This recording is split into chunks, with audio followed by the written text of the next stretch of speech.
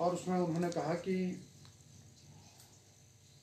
देश की अर्थव्यवस्था को सुधारने के लिए 20 लाख करोड़ रुपए का राहत पैकेज दिया है, जिसके लिए मैं उनका प्रदेशवासियों की ओर से हार्दिक अभिनंदन करता हूं।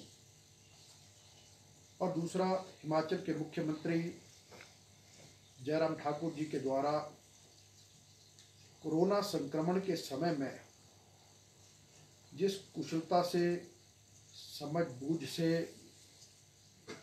और बहुत गहराई से हर बचाव कार्य का संचालन किया जा रहा है, जिसका भारत के प्रधानमंत्री ने भी सराहना की है और हिमाचल की जनता भी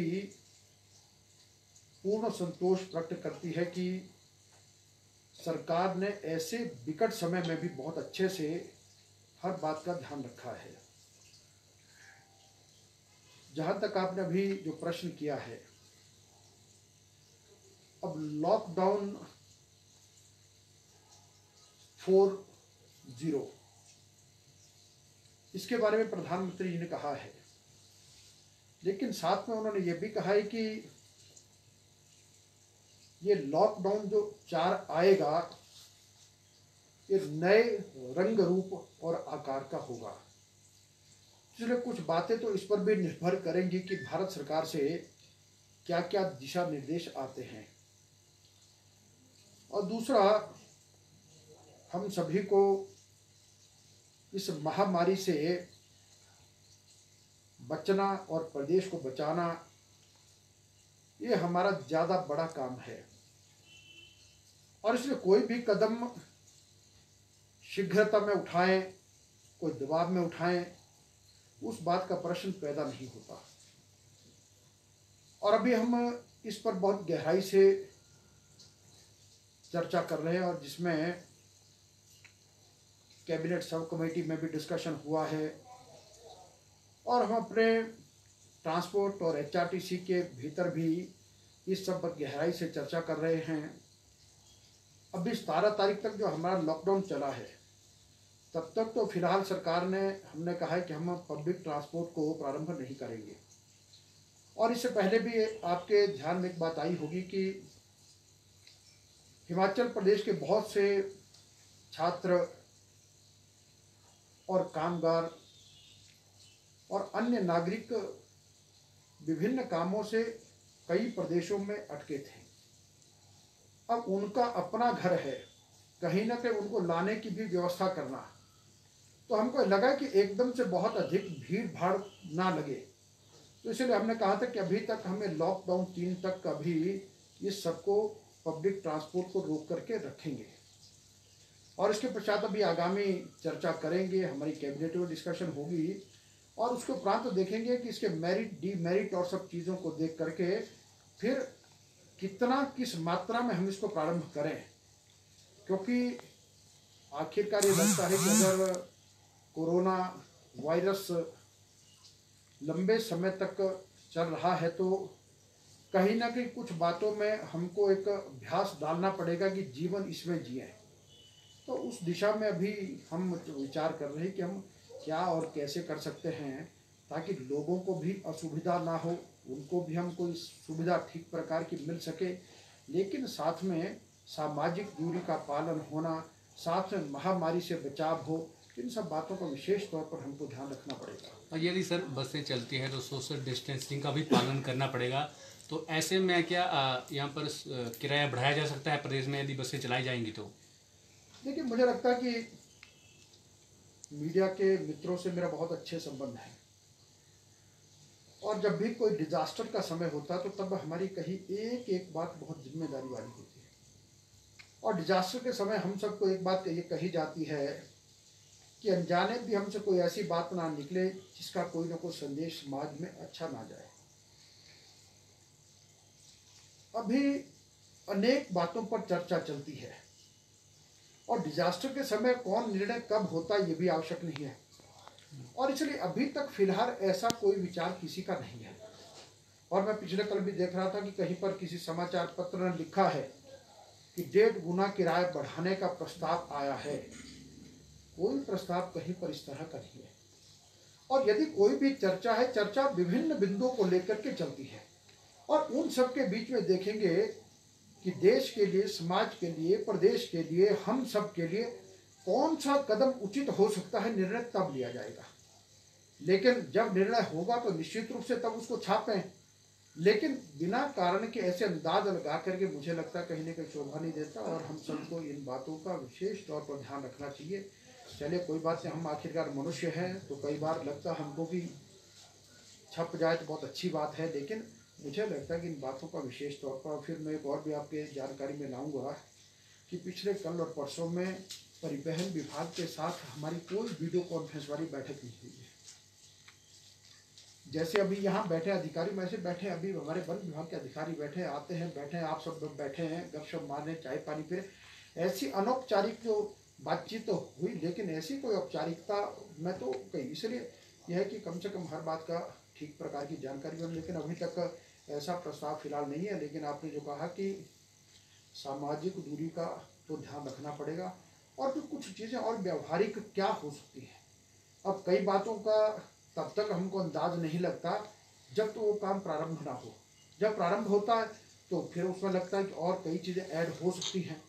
अब कोरोना महामारी जैसी आएगी ये कभी किसी ने कल्पना हम में से नहीं की थी और इसलिए मैं तो हिमाचल के मुख्यमंत्री जयराम ठाकुर जी को इस बात के लिए बधाई देता हूं कि पहली बार के मुख्यमंत्री, जहां पर अनेकों बार बहुत वरिष्ठ नेता, कई प्रदेशों के मुख्यमंत्री वो स्थिति को संभाल नहीं पाए, लेकिन हिमाचल भारतीय जनता पार्टी की सरकार और हिमाचल प्रदेश के मुख्यमंत्री जयराम ठाकुर जी ने अपनी सूझबूझ के कारण से जिस अच्छे तरीके से इन सारे में सब चीज़ों को समेटा है, संभाला है, उसके लिए बधाई के पात्र हैं।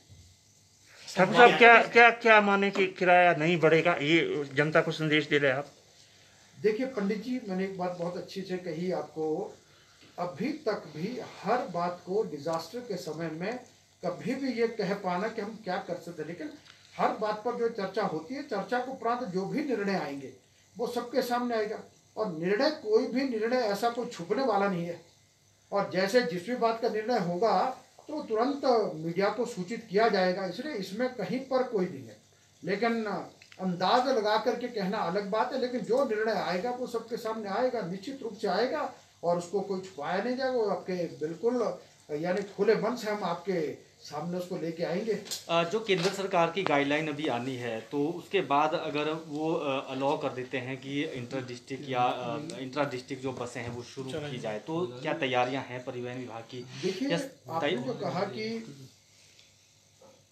भारत सरकार की गाइडलाइंस भी और प्रदेश के भीतर की व्यावहारिक स्थिति क्या है, इन सब बातों का कैबिनेट में हम बहुत खुल के आपस में चर्चा करते हैं और उस चर्चा के उपरांत जो उपयोगी लगता है उस बात पर आधार पर हम आगे बढ़ते हैं।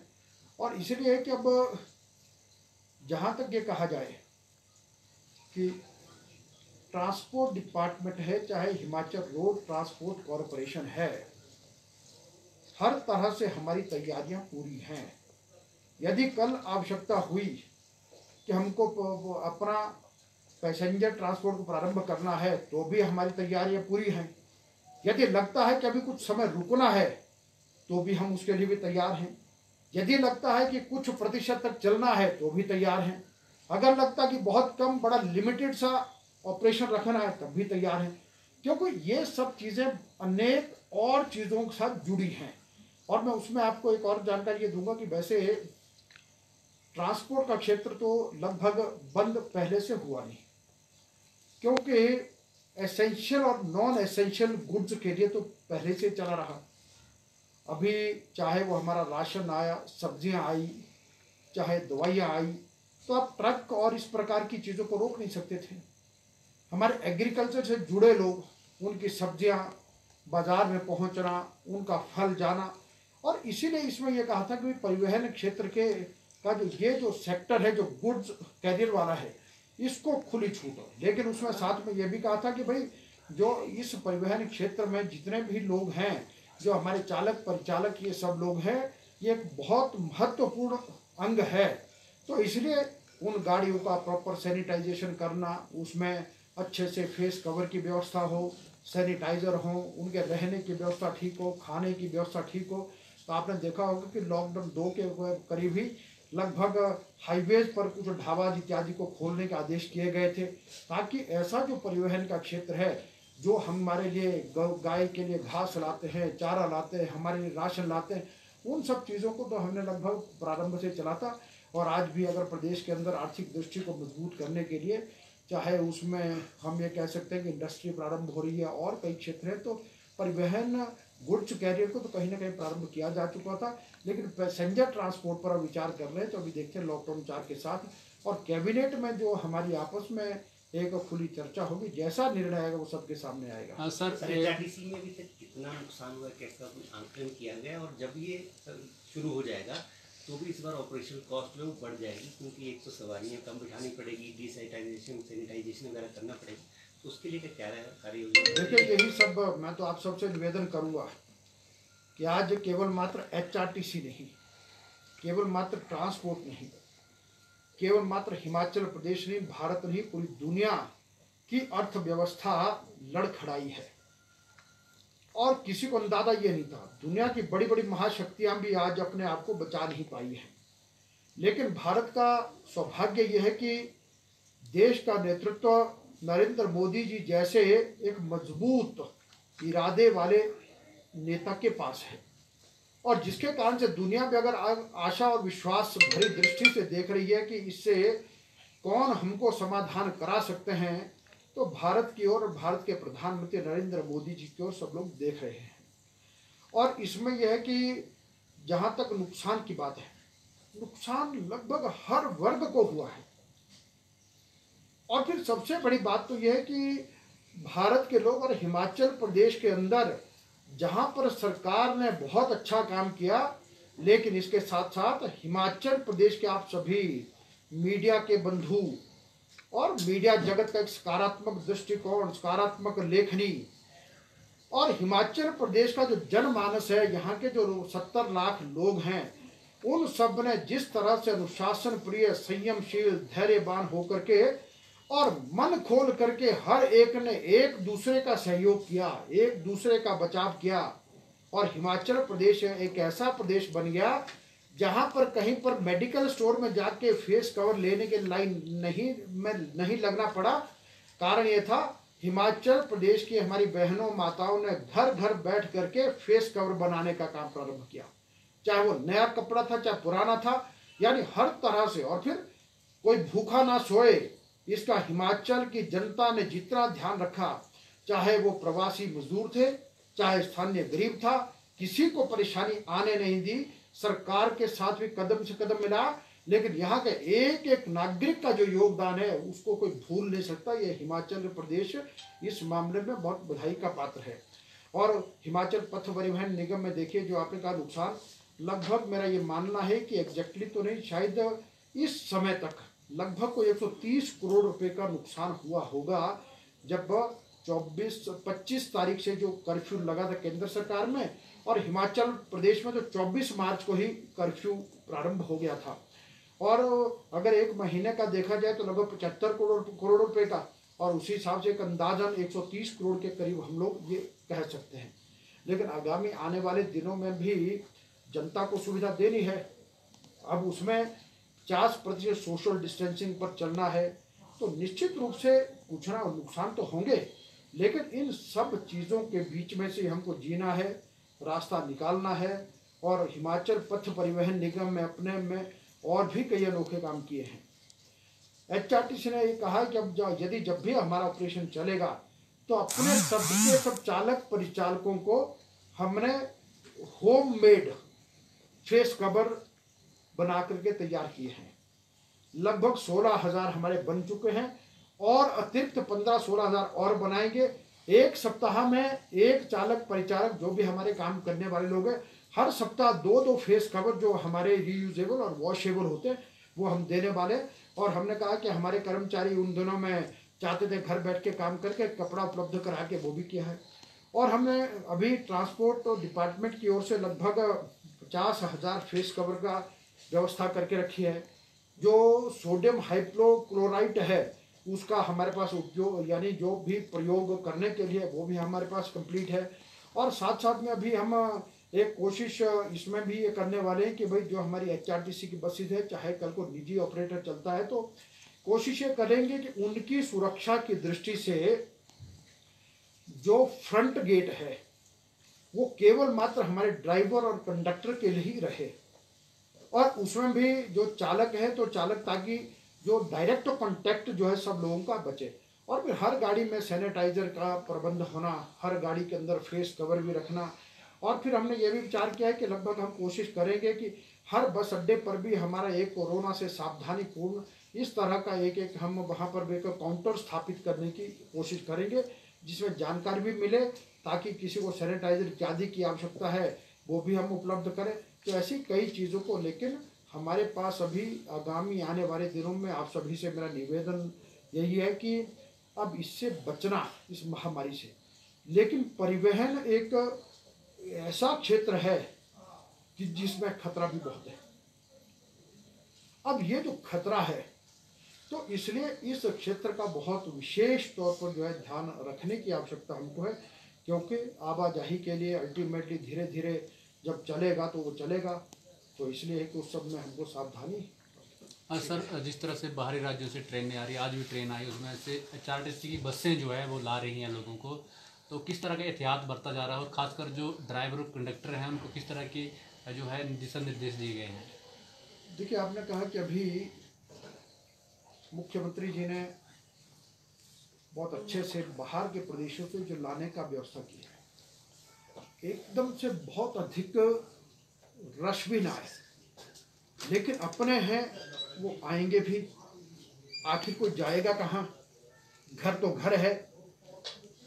और जो शायद प्रदेश के अंदर अपने घर में बैठे, जिनके परिवार का कोई सदस्य, जिनका बेटा बेटी या जिनके घर का कोई नौजवान कहीं पर रोजगार के लिए नहीं गया है, शायद उनके मन में अपने लिए कुछ सोचते हैं। लेकिन जिस परिवार का बेटा बेटी, जिसके माता पिता कहीं बाहर हैं, तो उसके मन की एक अलग सी अवस्था है। तो उस सब में जो प्रयास किया, अभी आपने कहा कि पिछले कल गोवा से ट्रेन आई है और आज प्रातः 3 बजे वो ऊना में उतरी है, जिसमें लगभग कोई 1473 के करीब लोग आए हैं हिमाचल प्रदेश के। और उसमें बल्कि मेरे कुल्लू जिला के भी लगभग कोई शायद 399 के करीब बच्चे उसमें आए। अब उसके अतिरिक्त अभी लगता है कि लगभग शायद 700-800 के करीब और भी अभी गोवा में हमारे नौजवान हैं। तो अब उनके लिए भी हमको अतिरिक्त व्यवस्था करनी पड़ेगी। तो अब उन सबको लाने के जो हमारी HRTC की बसें जा रही हैं, उन सभी बसेस का पहले तो पूरे तरह से हम रेगुलर इनका जो सैनिटाइजेशन का काम, हमारे ड्राइवर कंडक्टर के पास जो उपयुक्त साधन चाहिए, फेस कवर चाहिए उनके पास, उनका सैनिटाइजर चाहिए, और जो मैंने कहा कि फ्रंट डोर का चाहिए, आगे से हम थोड़ा सा उनको कवर करके जो है गाड़ी को रखा ताकि डायरेक्टली बाकियों से कॉन्टैक्ट ना हो। इन सब बातों का ध्यान रखकर सोशल डिस्टेंसिंग के आधार पर ही वो सब के सब लोग आए। 50% जो है एक बस में, तो उस तौर पर ला रहे हैं। और उन सब के लिए हमने रखा, अरेंजमेंट रखा और ये अपनी कैटेगरी का। और फिर हमने ये भी कहा है कि मुख्यमंत्री जयराम ठाकुर ने एक बहुत बढ़िया काम किया। जो HRTC के हमारे जो लोग हैं, चाहे वो कोटा बच्चों को लेने के लिए गए, चंडीगढ़ गए, और चाहे गोवा से आ रहे, अभी कर्नाटक से परसों लगभग 790 के करीब हमारे बच्चे आए हैं।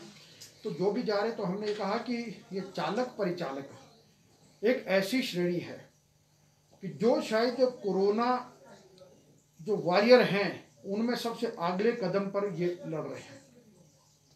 अब कहीं रेड जोन में भी जाना पड़ सकता है, ऑरेंज जोन में भी जाना पड़ सकता है, ग्रीन जोन में भी जाना पड़ सकता है। और मुख्यमंत्री जी ने इन सब का ध्यान रखते हुए कहा कि कोरोना वॉरियर का जो 50 लाख रुपए का जो बीमा है वो इनको भी मिलेगा। उसके लिए मैं उनका धन्यवाद करता हूं। और ऐसे सब अपने चालक परिचालक भाइयों को मैं बहुत बधाई भी देता हूं। हाँ सर। ठाकुर साहब, एक सवाल इसी से जुड़ा हुआ है। एक खबर ये भी आ रही है कि इनको जो इंस्टीट्यूशनल क्वारंटाइन है या होम क्वारंटाइन है ड्राइवर कंडक्टर को, वो नहीं किया जा रहा, क्या ये बात सही है? देखिए, हम वो स्थिति देख करके, अगर कोई रेड जोन से आते हैं तो उनके लिए हम कर रहे हैं, ग्रीन एरिया से आते हैं तो, क्योंकि इसे व्यावहारिक तौर पर कई तरह की दिक्कतें हैं। अभी आपको अपने स्टाफ की पोजीशन भी कहीं ना कहीं देखना है कि कितने लोग आप कर सकते हैं, लेकिन उसमें जो रेड जोन में है वहाँ पर हमको ये क्वारंटाइन इत्यादि सावधानी बरतने की आवश्यकता है।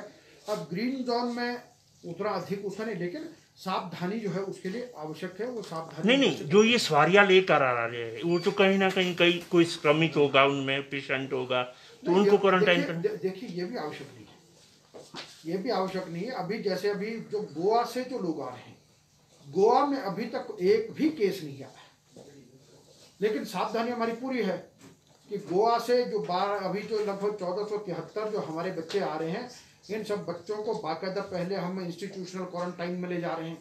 वहाँ पर इनका प्रॉपर मेडिकल चेकअप होगा, और उस मेडिकल चेकअप के बाद इनका सबका एक जो रैंडम जो चेकअप होता है, एक ग्रुप में 20 या 25% लोगों का, उन सबका वो चेकअप होगा।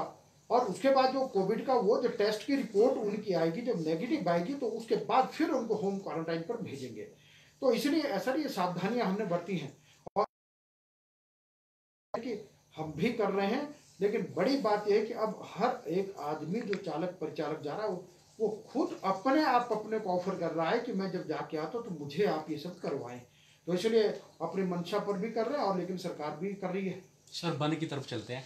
आजकल अब गर्मी का मौसम शुरू हो गया है सर, तो किस तरह के एहतियात बरते जा रहे हैं, खासकर जो जंगलों में आग लगती है? अभी तक तो इंद्रदेव मेहरबान रहे हैं हिमाचल प्रदेश में, लेकिन आगे क्योंकि गर्मी बढ़ेगी तो किस तरह से जंगलों को बुझाया जाएगा? देखिए, कोरोना महामारी फैली, इससे अनेक प्रकार की समस्याएं भी आई, लेकिन साथ में हम सब के लिए कई अच्छे अवसर लेकर के भी आई है।